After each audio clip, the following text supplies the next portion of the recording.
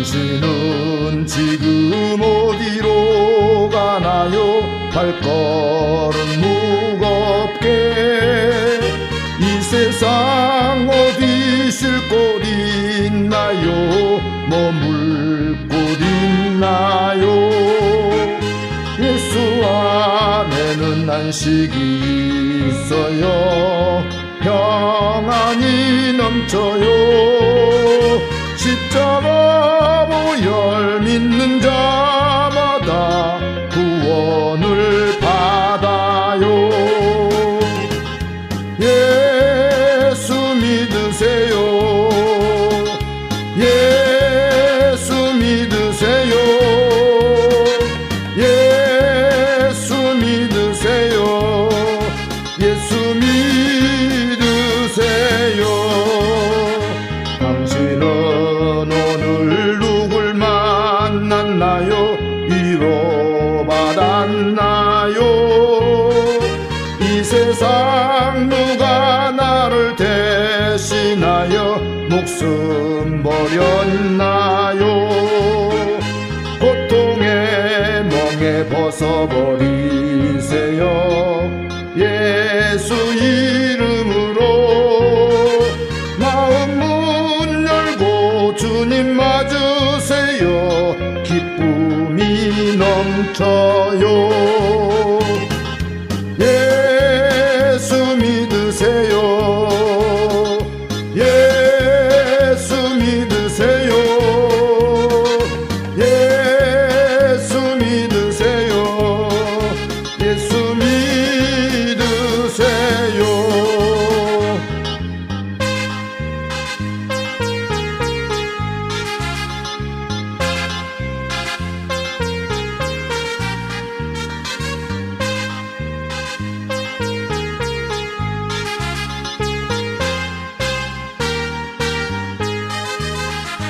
예수를 믿고 새롭게 되니 기쁨이 넘쳐요.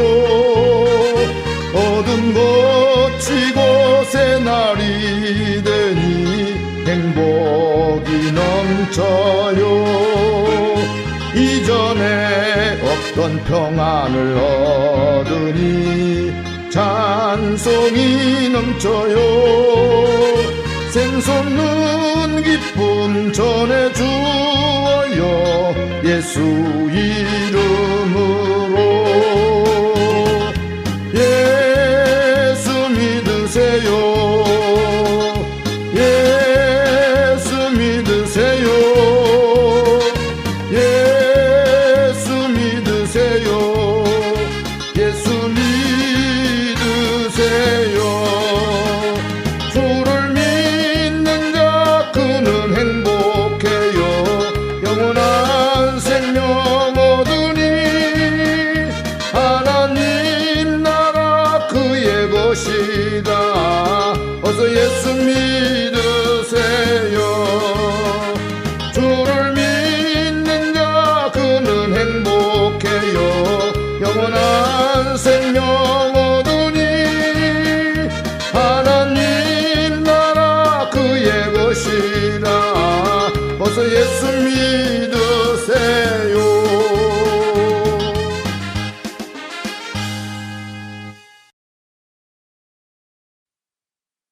이대구 목사의 신앙간증 에피소드 68번 종말론적인 삶을 살아야 할 이유. 옛 어른들이 가는 세월은 아무도 막을 자가 없다고 강조하던 말씀이 이제는 피부로 느끼며 어떻게 해야 나의 여생을 잘 마무리 지을 수 있을까를 종종 생각해 보고 있습니다. 그동안 내 주변에 같이 생활하던 많은 분들이 먼저 하늘나라에 가셨습니다. 저의 형제자매 6남매 중에도 나보다 먼저 태어난 분들은 다 세상을 떠났고 같이 30년이 넘게 생활했던 교직의 선배와 동료 후배들도 많이 하늘나라에 갔으며 내 젊은 시절부터 모셨던 한국교회음악협회 어른들과 동료들이 참 많이 하늘나라에 가셨습니다. 또한 가장 가깝게 지냈던 중마고 친구들도 여러 명이 세상을 떠났고 남은 친구들도 질병으로 고통 중에 있어 이젠 함께 만나기가 참 어려운 처지가 되었습니다. 그런데 현재 이 세상은 너무 악해져서 노아 시대나 소돔과 고모라 시대보다 더 음란죄와 살인죄를 비롯한 많은 범죄들이 성행하고 있으며 이 세상 종말에 나타나는 각종 전염병, 전쟁, 화산, 지진, 기근, 폭설, 대홍수 등 누가 봐도 세상의 종말이 다가오고 있음을 우리가 느낄 수 있습니다. 마태복음 24장 3절에서 8절을 보면 예수께서 감난산 위에 앉으셨을 때 제자들이 종용이 와서 가로되 우리에게 이르소서 어느 때에 이런 일이 있겠사오며 또 주의 임하심과 세상 끝에는 무슨 징조가 있사오리까? 예수께서 대답하여 가라사대 너희가 사람의 미혹을 받지 않도록 주의하라. 민족이 민족을 나라가 나라를 대적하여 일어나겠고 처처에 기근과 지진이 있으리니 이 모든 것이 재난의 시작이니라. 우리 예수님은 말세에 되어질 일들을 아주 자세하게 말씀해 주셨습니다. 물론 다니엘서나 요한계시록을 위시하여 여러 성경에서 말세의 징조를 말씀하셨으나 이것은 예수님이 직접 말씀하셨으니 우리가 더욱 실감나게 느낄 수 있습니다. 이어서 마태복음 25장에는 예수님이 재림하실 때 누가 천국에 갈 수 있는가에 대해 자세히 설명해 주셨습니다. 그런데 여기에 나오는 열처녀 비유나 달란트 비유나 양과 염소의 비유 모두가 예수님을 믿는 사람들이 대상입니다. 불신자들은 아예 언급도 하지 않았습니다. 예를 들면 열처녀의 비유에서 지혜로운 5처녀는 미리 신랑을 맞이하기 위해 등불에 기름을 준비하여 신랑을 맞이한 것처럼 예수님의 재림을 맞이하기 위해 준비하는 삶을 살라 말씀하셨습니다. 두 번째는 달란트 비유인데 5달란트 맡은 자와 2달란트 맡은 자처럼 주인의 의도를 알고 열심히 주의를 하는 자는 예수님이 재림하실 때 구원을 받을 수 있으나 주인의 의도를 전혀 모르고 주의 일을 하면 맡겨주신 사명이 크든 작든 상관없이 멸망할 수밖에 없다는 말씀입니다. 세 번째, 양과 염소의 비유는 죄악된 이 세상을 살아갈 때 양처럼 하나님 말씀에 절대 순종하며 살 것을 말씀하시며 염소처럼 자기 생각대로만 이 세상을 사는 사람은 결코 천국에 갈 수 없기에 슬피 울며 이를 갈미 있을 것이라고 말씀하셨습니다. 오늘 이 말씀을 듣는 여러분 중에도 분명히 천국에 가는 사람과 지옥에 가는 사람이 나뉠 때가 금방 다가오고 있음을 명심하시기 바랍니다. 베드로후서 3장 8절과 9절에 사랑하는 자들아 주께는 하루가 1000년 같고 1000년이 하루 같은 이 한 가지를 잊지 말라. 주의 약속은 어떤 이에 더디다고 생각하는 것 같이 더딘 것이 아니라 오직 너희를 대하여 오래 참으사 아무도 멸망치 않고 다 회개하게 이르기를 원하시느니라.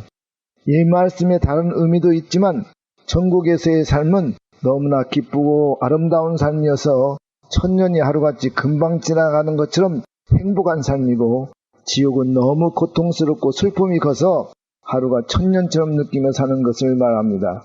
또한 태초부터 대말까지를 한눈에 보시는 하나님이시니 영원한 그 세계에서는 셀 수 없는 세월들을 보내게 된다는 말씀입니다. 그러니 우리는 부끄러운 구원을 받아도 천국에 꼭 가야지 지옥은 절대 가서는 안 된다는 것을 새삼 깨닫게 됩니다. 그 다음 베드로후서 3장 10절에 그러나 주의 날이 도적같이 오리니 그날에는 하늘이 큰 소리로 떠나가고 체질이 뜨거운 불에 풀어지고 땅과 그 중에 있는 모든 일이 드러나리로다. 주님의 재림은 갑자기 올 것을 말씀합니다. 이 세상의 모든 사람들은 전혀 알지 못하는 시간에 예수님이 재림하시지만 깨어서 기도하는 사람에게는 숨길 수가 없습니다. 그러므로 우리는 깨어서 기도해야 함을 분명히 말씀해주고 있습니다.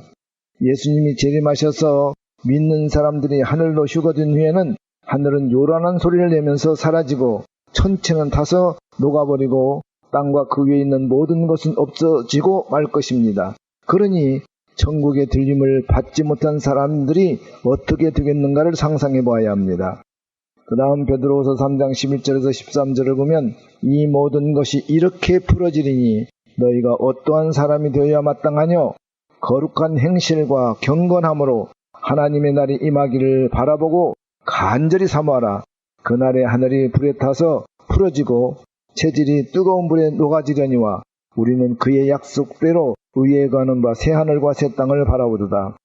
이와 같이 지구가 멸망하기 때문에 우리는 어떻게 살아야 종말론적인 삶을 사는가에 대해 분명히 깨닫고 다시 한번 거룩한 행실과 경건함으로 하나님의 날이 임하기를 바라보고 간절히 천국을 사모하는 삶을 살아야 함을 말씀해주고 있습니다. 그렇게 살지 않으면 하루가 천년 같은 지옥의 삶을 꼭 살아야 한다는 뜻입니다. 마지막 14절의 결론으로 말씀해 주셨는데, 그러므로 사랑하는 자들아 너희가 이것을 바라보나니 주 앞에서 점도 없고 흠도 없이 평강 가운데서 나타나길 힘쓰라고 했습니다. 하나님 앞에서 한 점의 죄도 없이 흠도 없이 매일매일 예수님의 피로 죄를 씻어버리고 오늘 당장 예수님이 재림한다고 해도 예수님을 맞이할 준비를 하면서 매일을 긴장하며 살라 명령하십니다. 사랑하는 형제자매 여러분, 오늘 이 시대는 마귀가 우리로 하여금 신앙생활을 못하게 하고 할 수만 있으면 죄를 짓게 지옥에 보내려고 하는 어려운 시대에 살고 있지만, 그럴수록 더욱더 정신을 바짝 차리고 종말론적인 신앙생활을 해야 한다는 말입니다.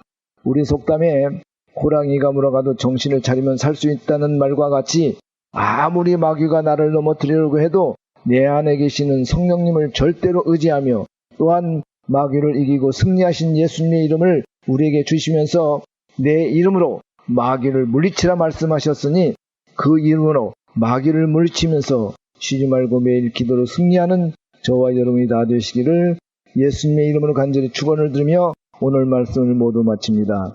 할렐루야. 아멘.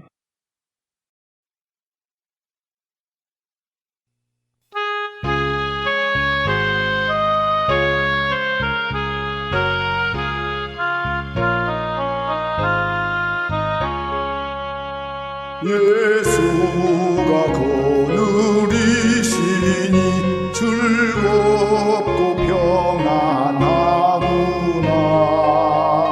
조야에 자고 깨는 것 예수가 거느리시네. 주 날 항상 돌보시고 날 친히 거느리시네. 주 날 항상 돌보시고 날 친히 거느리시네. 때때로 괴로움 당하면 때때로 기쁨 누리네. 풍파 중에 거느리고 평안할 때 거느리네. 주 날 항상 돌보시고 날 친히 거느리시네. 주 날 항상 돌보시고 날 친히 거느리시네.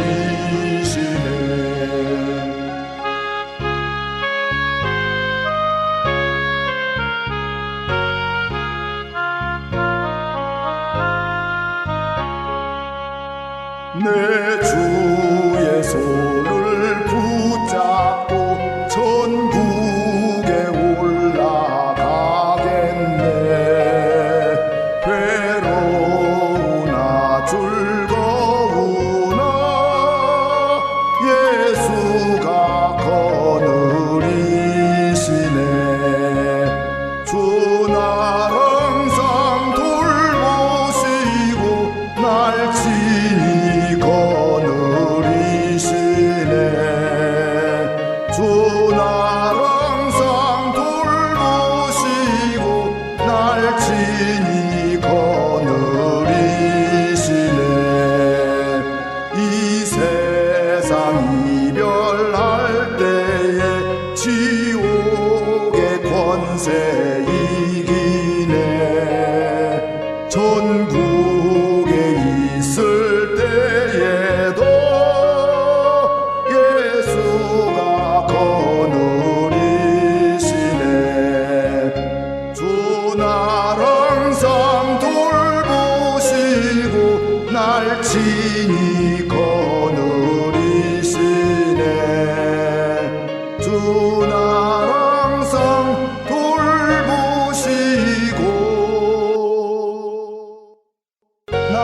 것이니